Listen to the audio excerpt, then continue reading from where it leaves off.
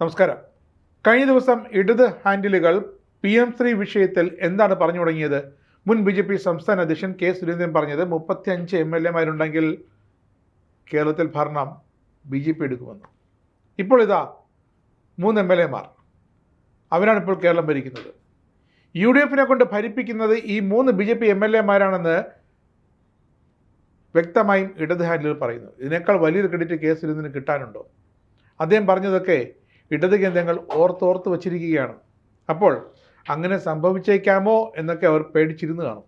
പിന്നെ ഇത്തവണ 35 അല്ല 40 കിട്ടിയിരുന്നു. പക്ഷേ കയ്യിലിരിപ്പ് കൊണ്ട് BJP-ക്കാർ എല്ലാം കൊണ്ട് കളഞ്ഞു കുളിച്ചതാണ്, അത് വ്യക്തം. പക്ഷേ BJP നിയമസഭയിലായാലും നഗരസഭയിലായാലും രണ്ടും കൽപ്പിച്ച് തന്നെയാണ് മുന്നോട്ട് പോക്ക്. തിരുവനന്തപുരം നഗരത്തിന് മേയർ VV രാജേഷിൻ്റെ വക ഒരു ഓണ സമ്മാനമുണ്ട്. കേരളം മൊത്തത്തിൽ മാതൃകയാക്കേണ്ടതാണ് ആ സമ്മാനം. 200 കൗൺസിലർമാരെ ഏതൊക്കെ വിധത്തിൽ ഉൾക്കൊള്ളാനാകുമോ അത്തരത്തിൽ തിരുവനന്തപുരം കോർപ്പറേഷന് പുതിയൊരു ആസ്ഥാന മന്ദിരം വരാൻ പോവുകയാണ്. നിലവിലെ കോർപ്പറേഷൻ ഘട്ടം പൂർണ്ണമായും പൊളിച്ചു മാറ്റും. 200 കോടി രൂപ ചെലവിൽ 6 ലക്ഷം ചതുരശ്ര അടിയിൽ 4 നില കെട്ടിടമാകും ഉയരുക. നിലവിൽ തിരുവനന്തപുരം നഗരസഭയുടെ വിസ്തൃതി എത്രയാണോ അത് 100 വാർഡുകളാണ്. നിർമ്മിക്കുന്നതോ 200 കൗൺസിലർമാർക്കുള്ള ഇടം. അപ്പോൾ വാർഡുകൾ ഭാവിയിൽ 200 വരെയായി വികസിക്കാം എന്ന ബൃഹത് വീക്ഷണത്തോടെയാണ് VV രാജേഷ് എന്ന മേയറുടെ ഈ നീക്കങ്ങൾ. തിരുവനന്തപുരം നഗരം വളർന്ന് വലുതായി മെട്രോയാകുന്നു എന്നാണ് അതിൻ്റെ മറ്റൊരു സൂചന. അംഗസംഖ്യ വർദ്ധിപ്പിച്ച് തിരുവനന്തപുരം ജില്ലയിൽ ഇരട്ടി കരുത്ത് കാട്ടാനാണ് BJP-യുടെ ഇപ്പോഴത്തെ നീക്കങ്ങൾ. ലഘുഭക്ഷണശാല, ഓപ്പൺ എയർ ഓഡിറ്റോറിയം, വിവിധ കടകൾ, ഗാലറി, റെസ്റ്റോറൻറ്റ്, പിന്നെ കൗൺസിലർമാർക്ക് തങ്ങാനായുള്ള കൗൺസിലേഴ്സ് റൂം, മേയർക്കും മറ്റ് അതിഥികൾക്കും വിശ്രമിക്കാൻ പ്രത്യേക ഇടങ്ങൾ എന്നൊക്കെ 200 കൗൺസിലർമാർക്കുള്ള കൗൺസിൽ ഹാൾ, ഇതൊക്കെ ഉണ്ടാകും പുതിയ മന്ദിരത്തിൽ. പ്രാരംഭ ചർച്ചകൾ ഇപ്പോൾ നടന്നുകൊണ്ടിരിക്കുകയാണ്. അന്തിമ തീരുമാനത്തിലേക്ക് ഉടൻ എത്തിയിരിക്കും. കോർപ്പറേഷൻ മുളപ്പിലെ മൾട്ടി ലെവൽ കാർ പാർക്കിങ്ങും മറ്റൊരു സ്ഥലത്തേക്ക് മാറ്റും. കാരണം ഇവിടെ 500 കാറുകൾ പാർക്ക് ചെയ്യാൻ ഇനി സൗകര്യമൊരുക്കും.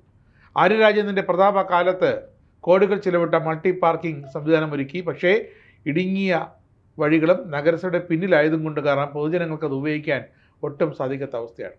മൾട്ടി ലെവൽ സംവിധാനമായതിനാൽ ഇളക്കി പൊളിച്ച് മറ്റൊരിടത്ത് കൊണ്ടുപോയി സ്ഥാപിക്കാൻ ഒട്ടും തടസ്സവും ഉണ്ടാകില്ല. അതൊക്കെ അവിടെ നിൽക്കട്ടെ. ഇനി വാഴട്ടോണത്തെ കൗൺസിലർ സുഗതൻ എങ്ങനെ അയോഗ്യൻ അല്ലാതായി? അതും ഇതേ മേയർ VV രാജേഷിൻ്റെ ചടുല നീക്കമാണ്. പൗണ്ട് കടവിൻ്റെ സ്വതന്ത്ര കൗൺസിലർ ഗിരീഷിൻ്റെ കൂടി സഹായമുണ്ടായതുകൊണ്ട് ഗിരീഷിനെ BJP-ക്കാർ ചാക്കിട്ട് പിടിച്ചതൊന്നുമല്ല, അത് വ്യക്തം.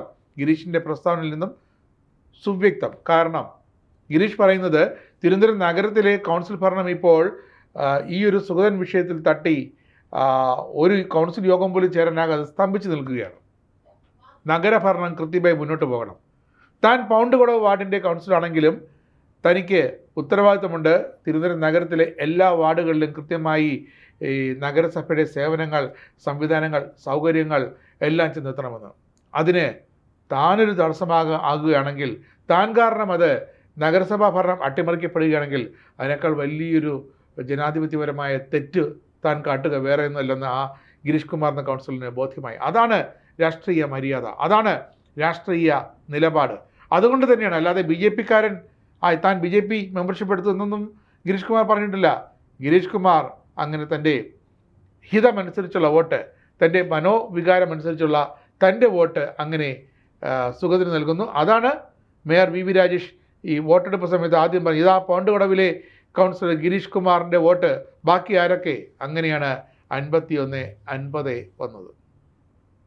മേയറുടെ കാസ്റ്റിംഗ് വോട്ട് കൂടിയായപ്പോൾ 51-50. അതാണ് തിരുവനന്തപുരം നഗരസഭയിൽ കഴിഞ്ഞ ദിവസം സംഭവിച്ചത്. തൽക്കാലത്തേക്ക് അതിനൊരു ഇടക്കാല ആശ്വാസമുണ്ടാകും.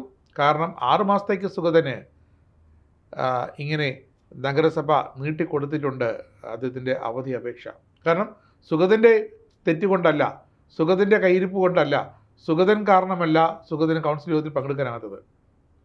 വിവിധ കേസുകളിൽപ്പെടുത്തി വട്ടിയൂർക്കാവ് പോലീസ് സുഗതനെ കാപ്പ കേസിൽ കൊണ്ട് എത്തിച്ചപ്പോൾ കാപ്പ ഉപദേശക സമിതിക്ക് തങ്ങളുടെ മുമ്പാകെ വന്ന അഡ്വൈസറി നിർദ്ദേശങ്ങൾ, അതും ഓർക്കണം, ഇടത് സർക്കാർ കോൺസ്റ്റിറ്റ്യൂട്ട് ചെയ്ത അഡ്വൈസറി ബോർഡാണ്.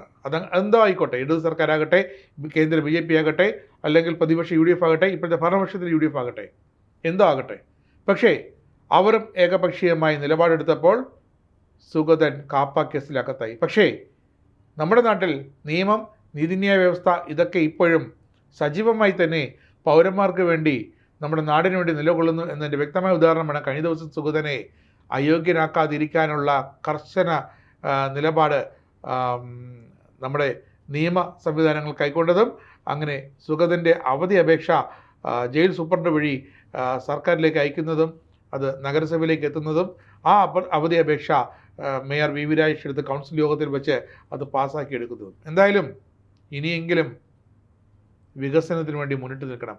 കഴിഞ്ഞ LDF സർക്കാരാകട്ടെ വികസനം വികസനം എന്ന് പറഞ്ഞ് തൊപ്പിയിട്ട് വീട്ടിയിരിക്കുകയാണ്. ആ വികസനമല്ല വേണ്ടത്, നഗരത്തിൻ്റെ വികസനമാണ് ഇനി ആവശ്യം. ജനങ്ങളുടെ സുരക്ഷ, സൗകര്യങ്ങൾ, വിവിധ യാത്രാ സംവിധാനങ്ങൾ ഇതൊക്കെ ഇനിയും ഉറപ്പാക്കണം. ഓണക്കാലം വരികയാണ്. അതുകൊണ്ട് ഇനിയെങ്കിലും പറയാനുള്ളത്, അഭ്യർത്ഥിക്കാനുള്ളത്, ദയവ് ചെയ്ത് സുഗതൻ വിഷയം അവിടെ അവസാനിപ്പിച്ച് വെച്ചിട്ട് പ്രതിപക്ഷം LDFും UDFും നിങ്ങളുടെ വാർഡുകളുടെ വികസനത്തിൻ്റെ കാര്യങ്ങളിലേക്കൊന്ന് ശ്രദ്ധ കേന്ദ്രീകരിക്കണം.